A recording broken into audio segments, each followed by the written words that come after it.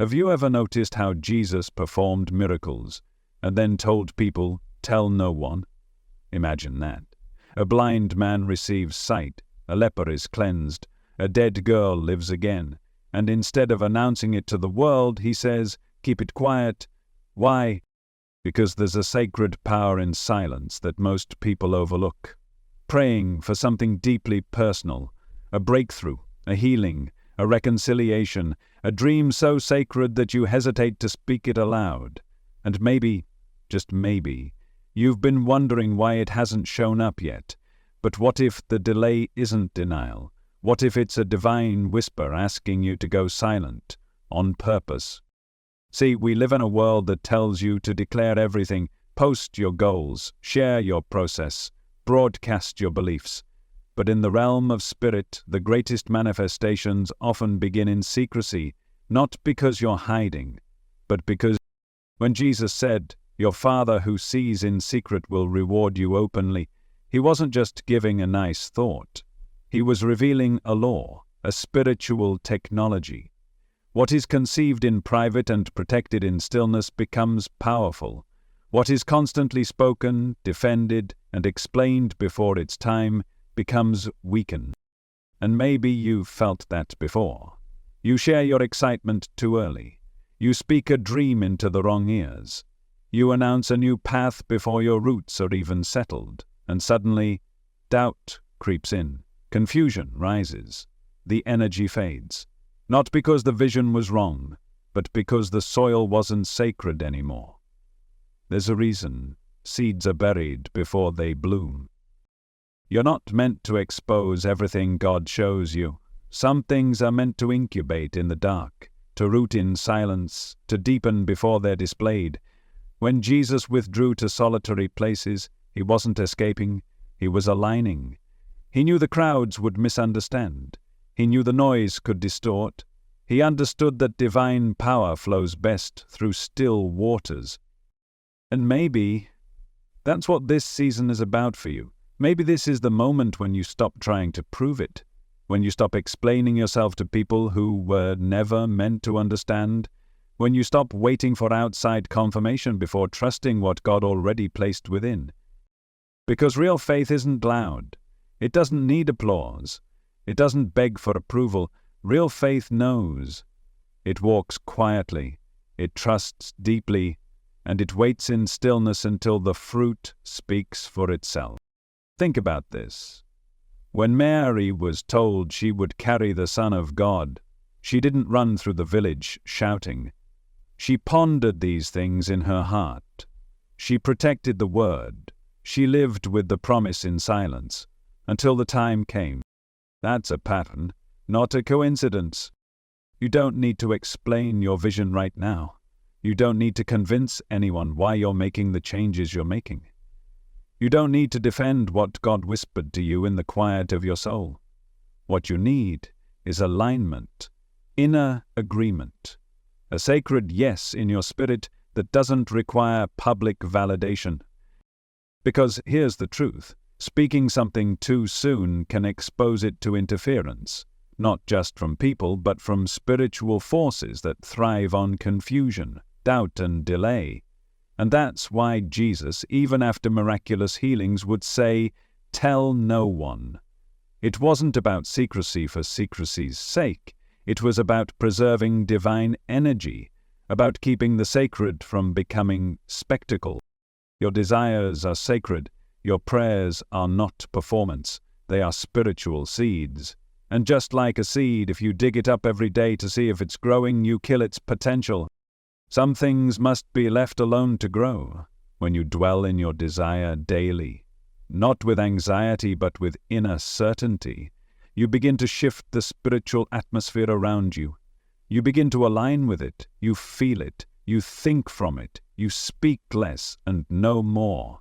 And suddenly you don't need to ask, when will it come? Because you realize it already has. Jesus didn't wait for external evidence to confirm his power. He operated from inner knowing. He gave thanks before the bread multiplied. He said, "It is finished," before the resurrection. That's not magic. That's alignment. And you have access to that same alignment. But it begins in private. It begins when you stop announcing and start embodying, when you shift from telling about it to being about it, when you go silent, not in defeat, but in reverence, because you understand. Some things are too holy to share in the wrong season. You're not hiding, you're protecting. You're not being passive, you're cultivating power. And here's where the shift begins.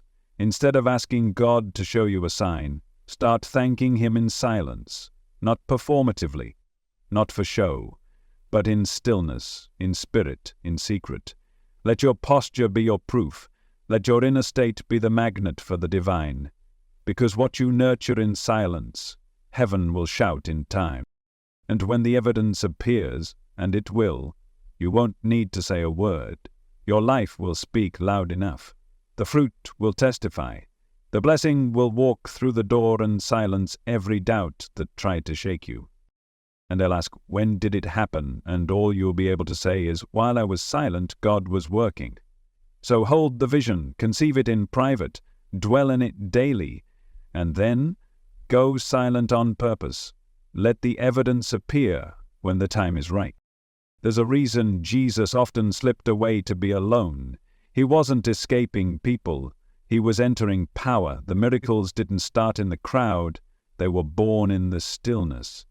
He healed in silence, prayed in solitude, and acted without announcement. That wasn't a random habit. It was a spiritual blueprint. Before he walked on water, he withdrew to the mountain. Before he faced the cross, he prayed alone in Gethsemane.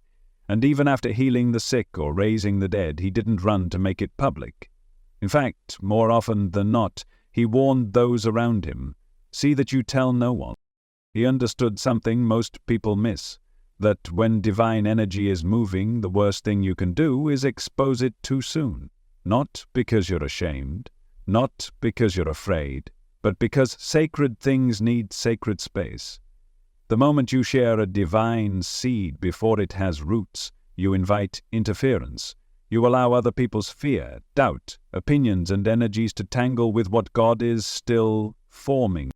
And that interference, it doesn't always come as loud opposition. Sometimes it's just a subtle shift inside of you. The look on someone's face, the questions they ask, the way they don't understand. It plants a shadow of doubt where there was once clarity. And suddenly, you're wondering if what you felt in the spirit was even real. It was real, you just exposed it too early. Ancient mystics understood this long before social media ever existed. The power of silence wasn't seen as weakness. It was a form of spiritual mastery. Words were known to carry vibration, to release energy. Every spoken word was a spell of intention. And so, to speak too soon was to leak power. They practiced restraint not because they lacked confidence, but because they revered energy. In ancient Hebrew thought, the word dabar means both word and thing. To speak a word was to create a thing. This is why Scripture says the power of life and death is in the tongue. What you say becomes substance. And that means what you reveal before it's ready can lose its potency. There's a metaphysical law at work here. Energy, when it's held, contained, focused, directed, builds pressure, it becomes powerful. But when that energy is diffused, scattered through endless talking, it weakens, it dissipates. Like a balloon slowly losing air, the more you explain, the more you drain. And this is why silence is sacred, because it contains the charge. It preserves the potency of a thing still being born. You wouldn't rip open a cocoon to check if the butterfly's ready. You wouldn't dig up a seed each day to see if it's sprouting. But how often do you do that with your spiritual desires? You plant the prayer, you feel the alignment, you begin to trust, but then you look around and wonder, is it working yet? Should I tell someone? Should I make a move? Should I announce the shift? And when nothing happens right away, you assume God isn't moving. But He is. He's just doing it underground, in the quiet, in the unseen, in the dark. Because real growth begins when no one else can see it, just like a seed. You don't see the roots forming. You don't hear the walls breaking. but something sacred is happening beneath the surface, and your only job in that phase is to protect it, not talk it to death, not over-explain it, just protect it, like a womb carries a child, like soil shelters a seed, like Mary carried the Christ in stillness before the world even knew. You're not being punished in this season of quiet, you're being positioned. God is teaching you the discipline of holding, of becoming a spiritual incubator for divine potential, not because the world won't see it, but because it must be strong enough to stand before the world ever does, and that strength comes through stillness. It's a paradox, but in the spiritual realm, what you don't say can be just as powerful as what you do. Silence isn't the absence of power, it's a signal that power is being formed. Jesus didn't always speak to prove authority. Sometimes he remained silent and let the evidence unfold on its own. And when the time was right, the manifestation always spoke louder than words ever could. So what does this mean for you right now? It means your silence is a spiritual tool. It means every time you choose to hold your tongue, not out of fear but out of faith, you're telling heaven, I trust you enough not to need proof. I trust you enough not to need applause. I trust the divine process more than I trust my own need to be seen. You don't need to explain yourself. You don't need to post every move you make. You don't need to let insecure people into your sacred space just because they're curious. You're in a season of divine containment, a holy hush. And while that might feel quiet on the outside, inside, it's thunderous. The vision is growing, the roots are deepening, the frequency is rising, and soon the evidence will be impossible to ignore. But for now, be still, protect the seed. Honor the silence, because the very thing you're tempted to speak about too soon might be the very thing God is asking you to nurture in secret. And if you do, it won't stay hidden forever. It will bloom, it will rise, it will manifest in ways that no words could have predicted. And when it does, it won't need an explanation. It will speak for itself. If you want to see heaven move in your life, you have to understand the law of private conception.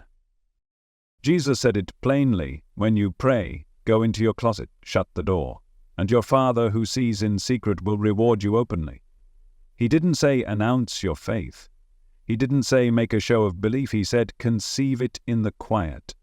That's where power begins, not in the public eye, in the hidden place. When Jesus spoke of the kingdom of God, he compared it to something small and almost invisible, like a mustard seed, like yeast hidden in dough. That word hidden wasn't used by accident. It reveals a truth that modern spirituality often forgets. What is truly divine starts small. It starts hidden, and it starts inside of you. You are the womb of your own miracle. Every sacred desire you've ever carried, every quiet hope, every whispered prayer is spiritual conception. And just like physical life begins in darkness, your spiritual blessings begin in the unseen. They grow first in imagination, in feeling, in private knowing. Neville Goddard taught this with stunning clarity. He said, "The world is a mirror, forever reflecting what you are doing within yourself." That means your outer life is just a delayed echo of your inner world. If you're waiting for something outside to change before you believe, you're doing it backwards. You have to see it first, not with your eyes, but with your spirit. You have to carry it, just like a mother carries life long before she ever holds it in her arms. Can you feel the difference? That's the essence of private manifestation. You conceive it internally. You sit with it, you feel it growing, and you don't tell everyone. Not because you're hiding, but because you're protecting the vibration. You understand that sacred things need sacred space. You know that announcing a spiritual pregnancy before it's matured invites spiritual abortion, and sometimes that abortion doesn't come from haters or enemies. It comes from your own self-doubt, your own impatience, your own need to be seen. That's why performance faith is so dangerous. It looks real. It sounds real. It might even inspire people. but it doesn't produce the fruit you're after. Because performance is about optics. Alignment is about embodiment. One seeks applause, the other seeks God. Ask yourself, have you been trying to convince the world you're in faith? Or have you been dwelling in the truth of it so deeply that it no longer needs to be said? That's the real test. When a woman is pregnant, she doesn't need to tell her body to grow the baby. It just happens. Naturally, quietly, miraculously. Her job isn't to prove conception. It's to care for the space where the miracle is forming. That's your job too. Care for the inner space. Watch what you feed your mind. Guard what you allow into your heart. Pay attention to what you're meditating on, even when you're silent, because the spiritual womb responds to what you nourish it with. If you keep going back and forth, believing one day, doubting the next, you're sending mixed signals to the very thing you're trying to grow.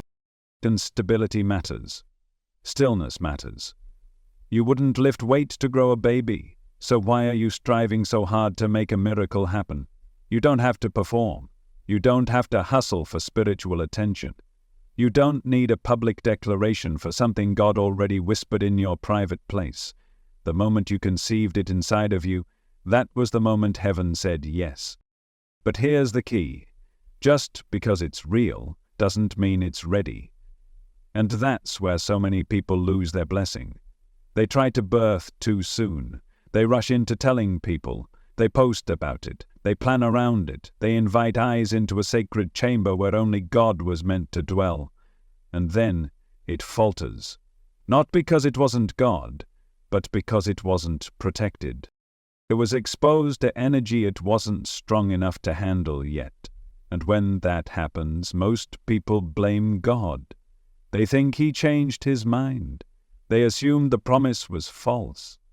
But really, the container cracked under pressure. You were meant to carry it longer, not to delay you, but to develop you. Private conception builds internal agreement. It teaches you to feel the frequency of what you're calling in, to walk like it's already here, to smile before there's a reason, to trust before there's evidence. Because by the time it shows up on the outside, you've already lived with it inside for months. That's what spiritual maturity looks like. It doesn't announce, it aligns. It doesn't explain, it embodies. And yes, it will feel lonely sometimes. It will feel like nothing's happening, like you're the only one carrying a vision no one else can see. But don't confuse silence with absence. The silence is sacred. The silence is active. The silence is where divine potential matures into divine reality. Remember Mary. She didn't go around proving she was pregnant with the Messiah. She didn't debate it. She didn't post signs. She pondered it in her heart. She worshipped in silence. She waited while heaven prepared the stage. And when the moment came, there was no denying it. That's your story too. You don't have to convince anyone. You don't have to declare it to be seen. You just have to hold it until heaven reveals it.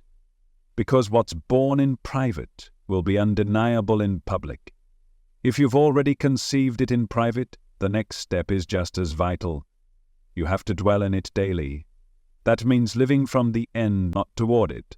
That one shift in your spirit will change everything. When Jesus said, "Believe you have received it and it will be yours," He wasn't offering empty encouragement. He was revealing the divine mechanism by which spiritual things become physical things. Not believe you might receive it. Not believe when you see a sign, but believe you already have it. That's faith. And real faith isn't passive. It's not just waiting for something to happen. It's becoming the person who already has it, not pretending, embodying, aligning your inner atmosphere with the reality you've claimed in the spirit. Because if you've truly received it, how would you walk? How would you think? How would you speak, feel, breathe, act? That's where the transformation begins, not in your circumstances, but in your state. When you dwell in it, you're not asking, when will it come? You're affirming, it's already mine. You're not scanning the world for proof. You're carrying the proof within. That's not delusion, that's alignment, that's spiritual embodiment. And it takes repetition, daily repetition. Internal agreement is not a one-time prayer. It's a posture you return to over and over. It's the inner recalibration you do every morning before the doubts can creep in. Every night before sleep carries your thoughts into the unseen. Because your subconscious is listening, always. And repetition is how it learns. You can't repeat fear all day and expect faith to flow. You can't rehearse lack in your imagination and expect abundance to knock. You can't replay old stories of disappointment and expect new chapters of joy. So what are you rehearsing? What are you choosing to dwell in? Because dwelling isn't passive. It's deliberate, it's devotional. It's the act of turning your attention inward and choosing to live from the promise, not toward it. It's creating mental and emotional states that match your answered prayer, not your current reality. If your prayer has already been answered, how would you feel? Grateful, peaceful, certain. So start there. Every single day. Let that be your default setting, because when your state matches the desire, the outer world must shift. It's not magic. It's spiritual law. Christian mysticism has taught this for centuries. Saints, prophets, and mystics all spoke of union with the divine through embodiment, through imagining and dwelling in the love, power, and reality of God, until it became indistinguishable from their daily life. They didn't wait for miracles. They became the vessel through which miracles flowed. They practiced visualization, not as escapism, but as sacred communion. They understood that what you hold in the temple of your mind eventually manifests on the altar of your life. And that's available to you right now, no matter what your bank account says, no matter what the doctor's report says, no matter what others have labeled you. You can dwell in peace before the healing. You can dwell in joy before the breakthrough. You can dwell in abundance before the provision arrives, not by pretending, but by rehearsing the truth that your spirit already knows. Every time you see yourself living the fulfilled reality in your mind, you're laying another brick in the spiritual foundation. You're deepening the groove in your subconscious that says, "This is who I am now." And the more you repeat that state, the more natural it becomes. The less you need to force it, the more your energy shifts without effort. This is how the subconscious accepts new programming. Not through force, through frequency, through immersion, through gentle, consistent repetition of truth until the old pattern dissolves. And here's the beauty of it. You don't need to control when it happens, you just need to dwell as if it already has. God's job is the manifestation. Your job is the alignment. So wake up every morning and speak from the end. Walk through your day with the frequency of fulfillment. Pray from gratitude, not desperation. And don't be surprised when your outer life starts catching up to your inner one. Because when your inner world becomes saturated with certainty, the outer world has no choice but to respond. That's what it means to dwell in it daily. It means you're not negotiating with the promise anymore. You're not begging God to prove himself. You're living like it's done. And if there's one thing that moves heaven faster than anything else, it's a person who refuses to leave the posture of belief. So keep dwelling. Keep repeating. Keep feeling the end result until it feels more real than your current reality. That's not foolishness. That's spiritual mastery. There's a reason Jesus said, "Tell no one." And it wasn't because he was hiding. It was because he understood spiritual boundaries. He knew that not every revelation is meant for public consumption. Not every miracle should be broadcast. Some things are sacred. Some things are delicate. Some things, if exposed too early, can be destroyed by energies that were never meant to witness them. Intentional secrecy isn't fear, it's wisdom, it's protection, it's spiritual discernment in action. Look at Joseph and Mary. They carried the most powerful truth the world had ever known, the Christ within. And for years, they said nothing. No press release, no dramatic reveal. They didn't try to convince anyone. They lived quietly, obediently, holding the promise of God in their hearts while the world had no idea what was growing in their home. That is spiritual maturity. That is what it looks like, to guard what's divine, because they understood the power of privacy. You see, when something is divine, it doesn't need to be validated by the outside world. It doesn't need to be explained or debated or proven. And when you know what you're carrying is holy, you stop trying to gain permission from people who don't even have the capacity to understand it. Jesus taught this in a single line: "Don't cast your pearls before swine." That's not an insult, that's instruction. A pearl is something precious, something that took pressure, time, and hidden work to form. And a pig, in this context, represents someone who cannot recognize the value, someone who will trample the treasure and turn on the one who gave it. So why are you still trying to explain your vision to people who can't perceive it? Why are you still leaking your promise to those who don't know how to hold it? You're not obligated to share what God gave you in secret. Let that set you free. You're allowed to keep it private. You're allowed to protect it until it's ready to stand. People, not because they mean harm, but because their lens is clouded. Their frequency is different, and their words, however unintentional, can act like acid on your spirit. And you've felt that, haven't you? You share something beautiful, and the room goes quiet. You open up about a shift in your life and someone questions it, pokes holes in it, makes you second-guess the very thing God confirmed in your heart. That's not your fault, but it is your responsibility. Your responsibility to set boundaries, to protect your vibration, to hold the sacred in silence until it no longer needs defense, because by then the fruit will speak. Even Jesus silenced people, not as punishment but as protection. After healing the deaf man, he told him to say nothing. After raising Jairus' daughter from the dead, he instructed everyone in the room to stay quiet. He wasn't suppressing testimony, he was protecting alignment. Because even good news, if spoken in the wrong atmosphere, can invite the wrong energy. He even silenced unclean spirits who tried to shout, "You are the Son of God," not because it wasn't true, but because it wasn't the time. That's deep. Even truth has a timing. Even revelation must wait for the right moment. And if Jesus himself practiced that level of discernment, why do you feel guilty for keeping your next move to yourself? You're not hiding. You're honoring. You're not withholding out of fear. You're cultivating something sacred, because once it's exposed, it can't be unspoken. Words are spells. Energy is real. And the wrong ears can distort what God gave you in purity. That's why Jesus told his disciples not to tell anyone he was the Messiah until the resurrection, because only when the manifestation is undeniable can the truth be fully revealed without distortion.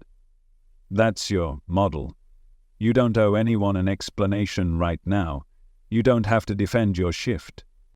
You don't need to validate your spiritual posture.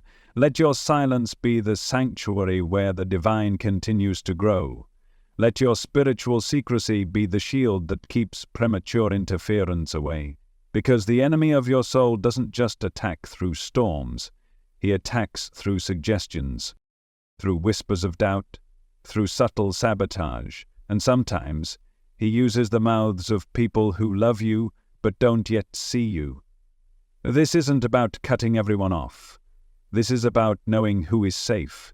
This is about spiritual boundaries, not emotional walls. Between curiosity and support, between noisiness and alignment. Between those who will water your vision and those who will trample it without realizing. So keep some things between you and God. Conceal the promise until it has legs. Let your spirit incubate the reality without distraction, because when the time comes, it won't just be revealed, it will be undeniable. One of the quickest ways to delay your manifestation is to keep asking, where is it? Human, that question, though it seems innocent, is rooted in misalignment. It sounds like curiosity, but underneath it is a vibration of doubt, a frequency of lack. Because if you truly believed it was already done, you wouldn't be asking that, you'd be walking in it. The spiritual danger of needing proof before believing is that it turns faith into a transaction, a conditional agreement. I'll believe it when I see it. But that's not faith. That's observation. That's dependence on the physical instead of confidence in the invisible. Jesus didn't say, "See it, then believe." He said, "Believe you have received it and it will be yours." That's a posture shift. That's a spiritual rewire. It means you stop chasing after outcomes and start living from the consciousness where it's already fulfilled. And let me tell you something. That shift, it's when things start to move. There's a woman I once spoke with, let's call her Alana. She had been praying for years for a child. Doctor after doctor told her it wouldn't happen. Every month she'd get her hopes up, then fall into despair when the test came back negative. And every time she prayed, she would end with the question, "God, when?" She wasn't wrong for wanting it. The desire was pure, but her frequency was off. One day she decided to stop asking.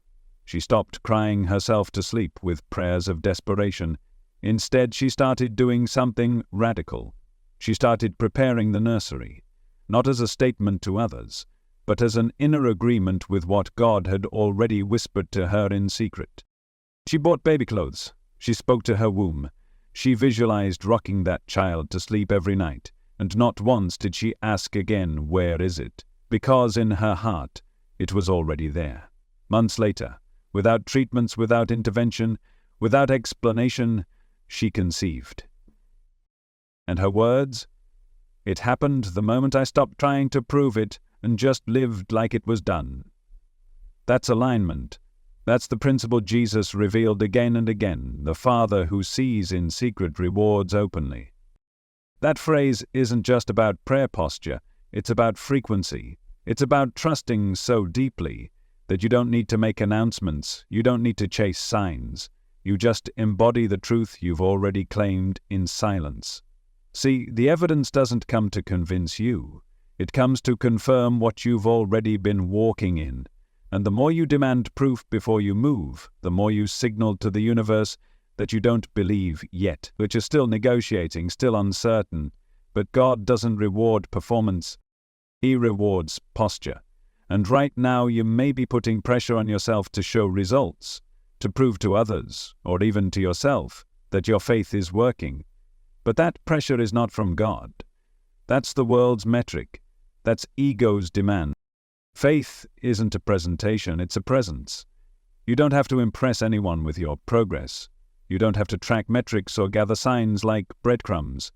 All you have to do is stay in alignment, stay in the vibration of alreadiness. What does that mean? It means you stop searching for signs and start embodying the signal. You don't wait for the door to open, you walk like it's already yours. You don't ask every few hours, "Is it working?" You align with the knowing that it can't not work when you're in resonance. When you do that, things change. Not because the external suddenly shifts, but because your inner world stops leaking power, your energy stops oscillating, your spirit stops doubting. And that's when the reward comes. That's when heaven says, "Now you're ready." Because now your identity isn't based on outcomes, it's based on truth. You've crossed the bridge from believing for something to believing from something. And that shift is everything. So today, if you've been asking, "Where is it?" I invite you to stop. Not because it's wrong to wonder, but because the answer isn't out there. It's in your alignment. It's in your posture.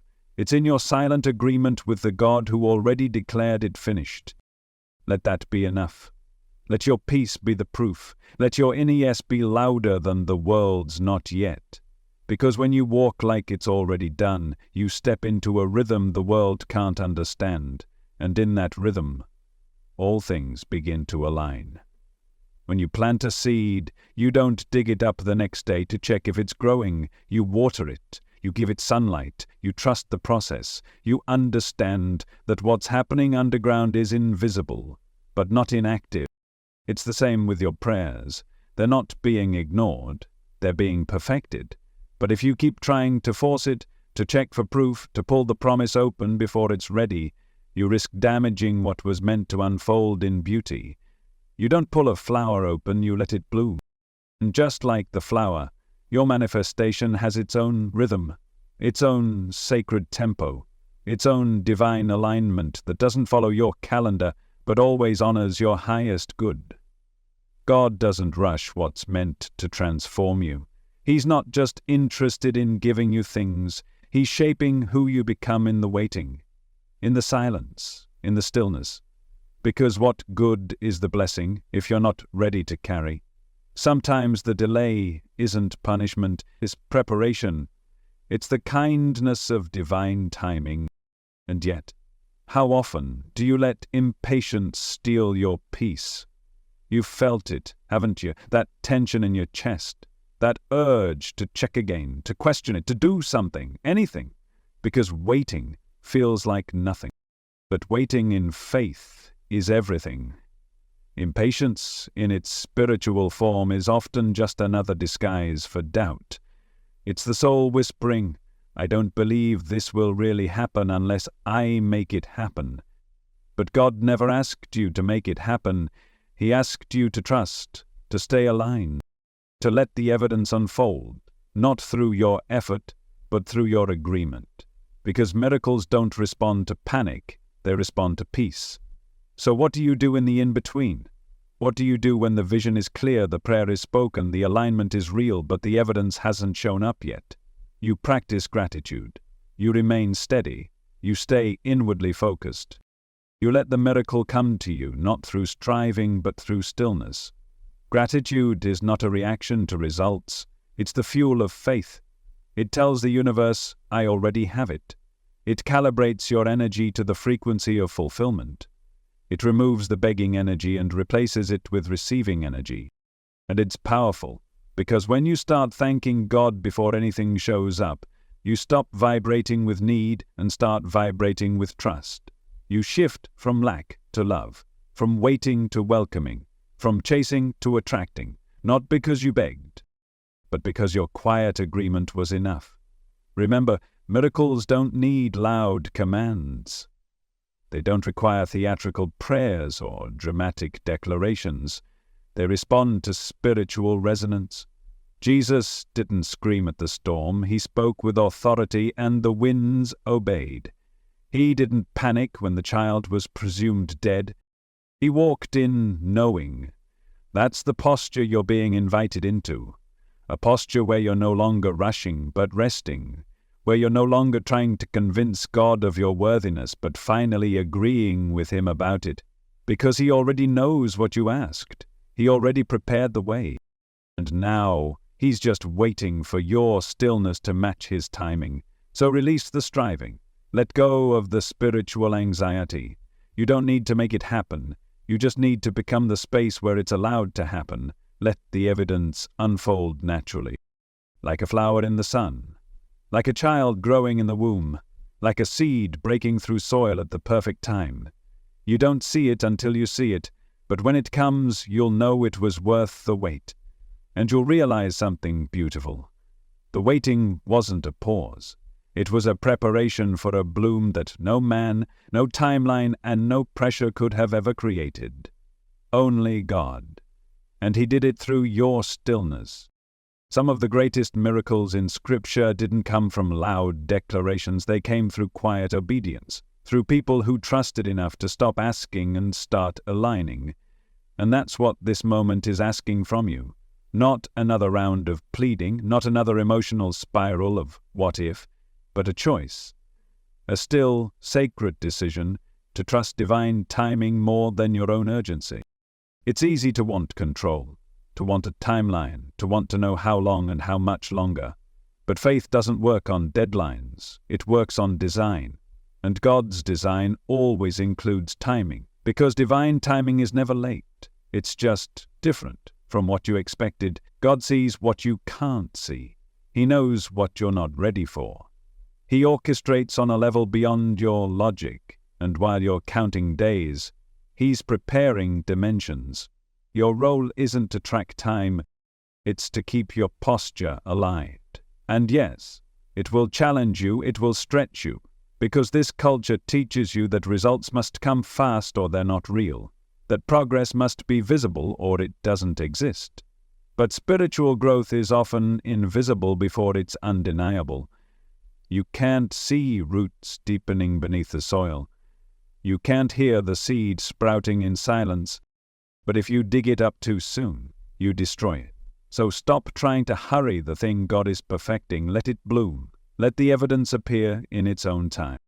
Because when it does, it won't be small. It won't be partial. It won't be fragile. It will be full, beautiful, unshakable. Because it will have grown under the pressure of your patience, your faith, and your refusal to settle for anything less than divine alignment. And in the meantime, what do? You give thanks. You hold the posture, you walk in quiet expectancy, not waiting with fear but preparing with joy. You become the space that's already receiving. You speak from fulfillment. You act like someone who knows the table is already being set, not because you're pretending, but because you've chosen to believe that what God begins, He completes. Miracles don't need to be forced. Your consistency creates that space. Your steadiness says, "I'm ready." Your peace becomes the invitation, and your patience becomes the proof of your trust. Do you see now? The waiting isn't wasted, it's worship. It's alignment. It's the sacred moment between asking and receiving where character is formed and trust is refined. Because what comes fast often fades fast. But what grows in alignment, that lasts, that blesses beyond the moment, that reveals something eternal. So breathe. Release the pressure. You're not late. You're not behind. You're exactly where you need to be, as long as you're anchored in stillness. This is the space where heaven works best. Not in the rush, not in the noise, but in the silence of a soul that says, "God, I trust you, even when I see nothing." That's faith. And that's the womb where miracles form. Faith was never meant to be a performance. And yet, somewhere along the way, many began confusing spiritual power with spiritual display. They started measuring faith by volume, by visibility, by how loudly someone could proclaim it, how often they could post about it, or how dramatic their declarations sounded in public.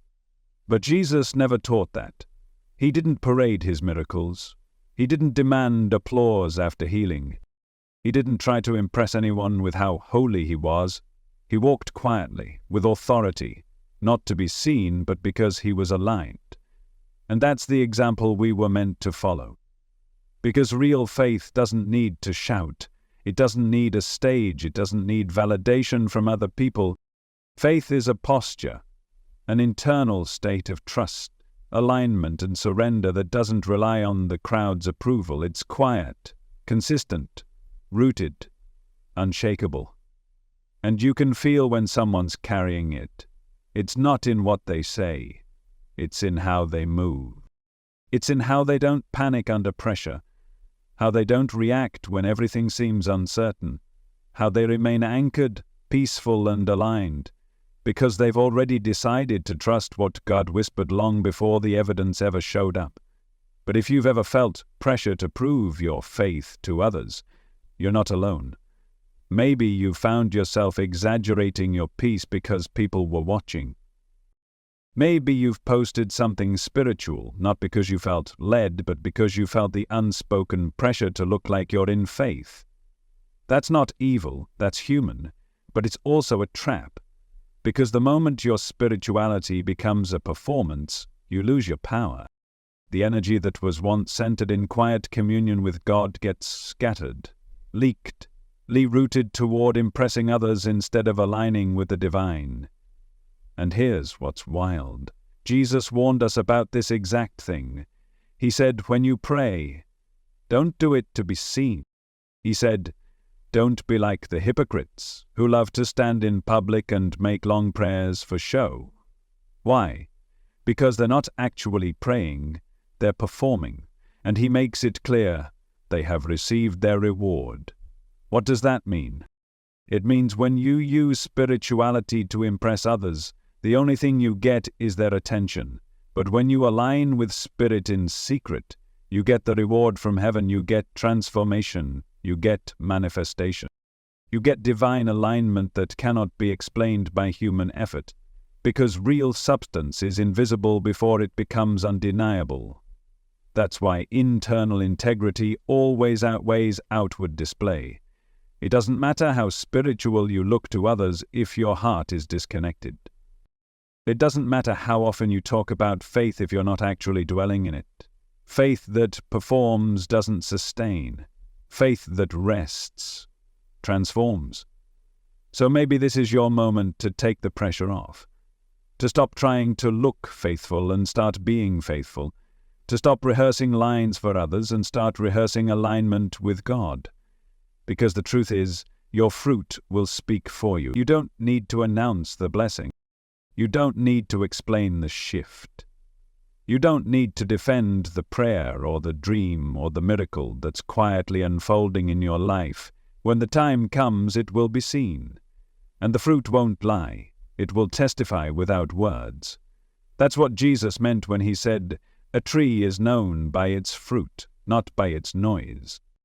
Not by its declarations, by what it produces." And here's the most liberating truth of all. You don't need to prove your faith. You just need to practice it. Not in public, in private, not for applause, but for alignment. Because when faith becomes your posture, not your performance, everything changes. You'll find yourself less worried about who's watching, less consumed with what others think, more focused on staying grounded, centered, trusting, aligned. And in that place, the fruit comes naturally, because you're no longer striving to prove you believe. You're simply living like someone who already knows. Imagine this. There's a man who's been praying for years to start his own business. He's tired of working a job that drains him. He's got the vision. He's got the idea. And finally, one morning in prayer, he feels it. Clarity, peace, that inner confirmation that this is the path, that it's time, and instead of holding it close, instead of sitting with that sacred alignment and letting it deepen, he calls everyone he knows, posts about it online, tells his co-workers, his family, even people who never asked. At first it feels exciting, empowering, but then the questions come, the raised eyebrows, the doubt, the unsolicited advice, the subtle energy of fear projected through concern. What if it doesn't work? You're sure now's the right time? Do you even have enough saved up? And piece by piece, that seed, so vibrant, so pure just days before, starts to feel exposed, picked at, questioned, compromised, and soon the man finds himself doubting the very thing God made clear. Not because the vision was wrong, but because he shared it too soon. He spoke it into an atmosphere that couldn't hold it, and the energy leaked. It's one of the most overlooked truths of spiritual creation. What you announce before alignment you often weaken, not because your desire isn't valid, but because the moment you expose something sacred to misaligned energy, you risk disconnecting from the frequency it was born in. Every vision carries a vibration.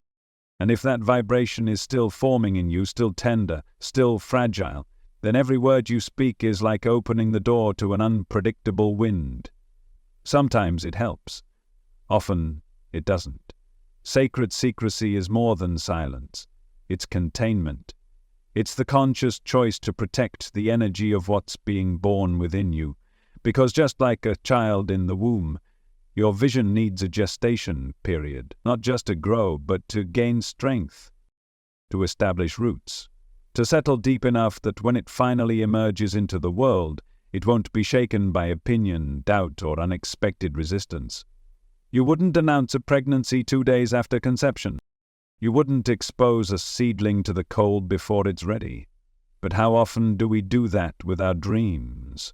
How often do we feel a spark of revelation and instead of incubating it, we rush to speak it? Because it feels good to be seen.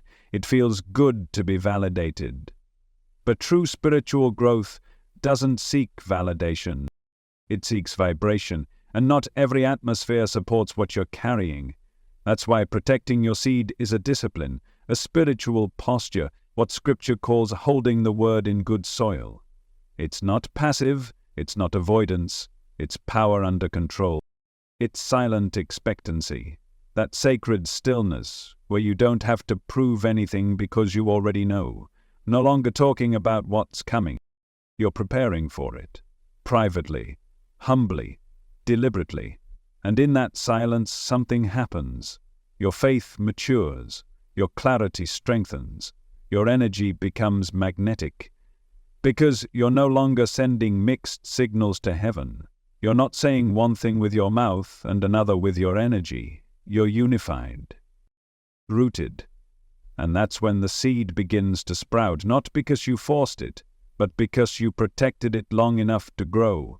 So if you're in a season right now where you feel something forming but nothing's visible, don't panic, don't post, don't explain.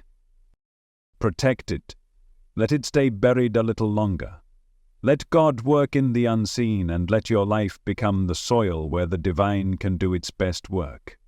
Quietly, steadily, deeply, because the seeds that grow in silence, they don't just survive, they flourish. There's something sacred about the ones who wait in silence, not with doubt, but with deep trust, not with worry, but with spiritual expectancy. Because when you dwell in divine timing, when you hold your peace, guard your energy and stay aligned without forcing the outcome, something supernatural begins to happen. Blessings begin to chase you, opportunities find you, doors open that you never knocked on, and it's not because you hustled your way there. It's because you rested in alignment. You chose to stay rooted while others ran ahead. You chose to stay quiet when you could have boasted. You chose the posture of faith and heaven responded. That's what happens when your inner world matches divine timing. God moves, and the evidence finds you. You don't have to make announcements. You don't have to prove you're spiritual enough, strong enough, faithful enough. The reward doesn't come because you convinced the world. It comes because you stayed aligned with the Spirit. Look at Scripture. Joseph never announced he was a ruler. He was thrown in a pit, forgotten, in prison, betrayed by family, and yet he never stopped trusting. He stayed faithful in the quiet. And when the time came, he was elevated in a single moment, not by striving, not by campaigning, by divine orchestration. David wasn't chasing a throne. He was tending sheep in silence, and yet God anointed him as king when no one even considered him. He didn't demand the crown came to him. Ruth didn't chase Boaz. She remained steady in integrity, faithful in routine, humble in spirit, and divine alignment put her exactly where she needed to be at the exact time she needed to be there. Do you see the pattern? You won't have to prove anything. God will prove it for you, because when the promise is real, it doesn't need performance. It just needs your agreement. And when the time is right, when your posture is aligned and the moment has matured, the manifestation arrives, effortlessly, elegantly, undeniably. It walks into your life like it had always belonged there. And people will wonder, how did it happen? And you'll barely have words. Because there was no big announcement, no frantic plan, no loud strategy, just God. Just grace. Just evidence that overtook you while you stood still. That's the beauty of not knowing when or how. It just comes. It arrives in the mystery. It shows up in the in-between. And the best part, it speaks for itself. Because when God writes your story, He doesn't need your help defending it. The glory of your life becomes the testimony. The manifestation becomes the sermon. And the people who once doubted will have no choice but to witness the truth. That's what happens when you trust the invisible more than the visible. You stop leaning on logic. You stop chasing timeline.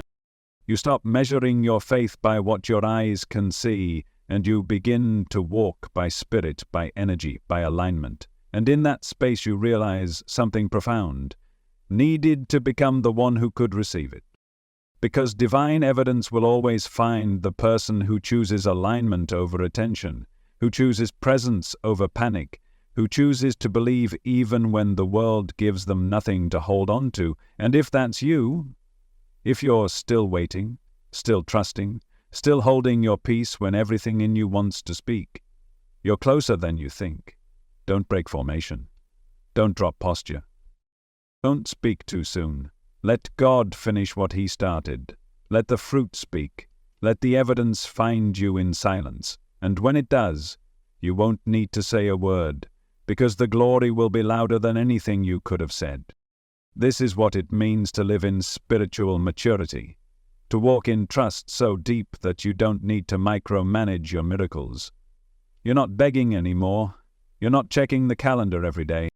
You're not holding your breath hoping the blessing shows up.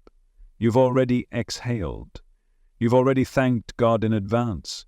You've already settled into the knowing that what's meant for you can't be missed. Not when your heart is aligned, not when your spirit is steady, not when your energy matches the promise. Because the moment you stop chasing the blessing and start becoming the person who already has it, the blessing chases you. It finds you in the quiet. It finds you in the mundane. It finds you when you're not trying to prove anything. And when it arrives, it doesn't just meet your expectations, it exceeds them. Not because you manipulated the outcome, but because you surrendered the outcome. Not because you earned it through striving, but because you received it through spiritual agreement. You let it come. You allowed divine evidence to rise in its own timing, not yours.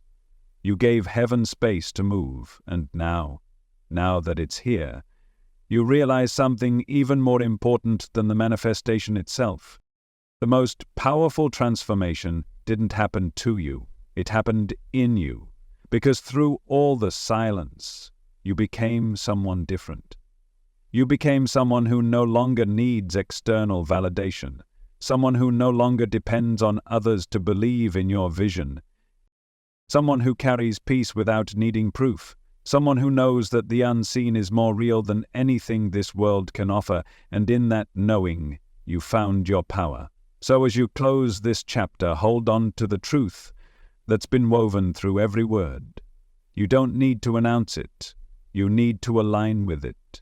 You don't need to perform your faith. You need to dwell in your knowing. You don't need to rush the blessing. You need to let it bloom. Protect your seed, nurture your prayer. Let God unfold the evidence in ways that surprise even you. And when it comes, when the fullness of what you've been carrying in silence is finally revealed, stand still. Let your life speak. Let your peace speak. Let your joy speak. Because in the end, the fruit will always speak louder than your words ever could.